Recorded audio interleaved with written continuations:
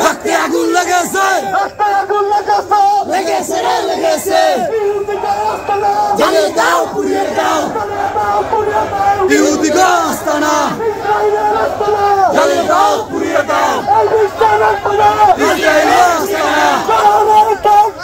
আল্লাহু আকবার। আমার বাবা মরল কেন? জাতিসংঘ জবাব দে। আল-আকসা মসজিদে হামলা কেন? জানলো কেন? বিশ্বনবী মোস্তফা জানিয়ে দাও, পুড়িয়ে দাও। আমার ভাই মরল কেন? আমার বাবা মরল কেন? আমার ভাই মরল কেন? আমার মা মরল কেন? আমার ভাই মরল কেন?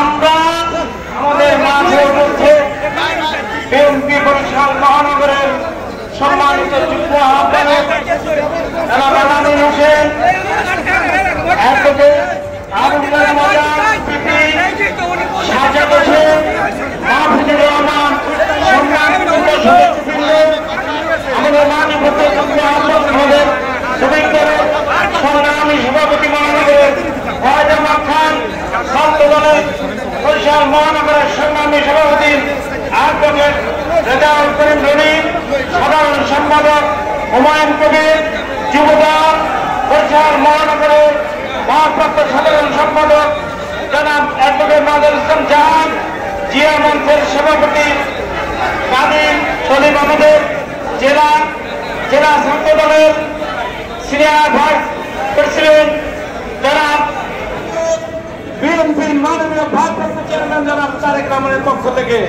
মহানগর বিএনপি অঙ্গ এবং সহযোগী সংগঠনকে আমরা ধন্যবাদ এবং কৃতজ্ঞতা জ্ঞাপন করছি। সংগ্রামী নেতৃবৃন্দ, আপনারা জানেন একটা জেনেভা কনভেনশন বলতে একটা কথা আছে, আন্তর্জাতিক আইনকে লঙ্ঘন করে আজকে আমরা দেখতে পাচ্ছি বিশেষ করে আমাদের জাতিসংঘের মহাসচিবের মাধ্যমে এটা একটা শান্তিপূর্ণ সমাধান হোক। এইটার সমাধান রক্তের বিনিময়ে, জীবনের বিনিময়ে কোনোদিন হতে পারে না। সংগ্রামী নেতৃবৃন্দ, আজকের এই সমাবেশ এবং র্যালি প্রতিবাদ র্যালি সফল করার জন্য আপনাদেরকে পুনরায় ধন্যবাদ জানিয়ে আমি আবার বক্তব্য শেষ করছি। বাংলাদেশ জিন্দাবাদ, বিএনপি জিন্দাবাদ, শহীদ রাষ্ট্রপতি জিয়া রহমান অমর হোক, খালেদা জিয়া জিন্দাবাদ, আমাদের সাংগঠনিক অভিভাবক বিএনপির মাননীয় ভারপ্রাপ্ত চেয়ারম্যান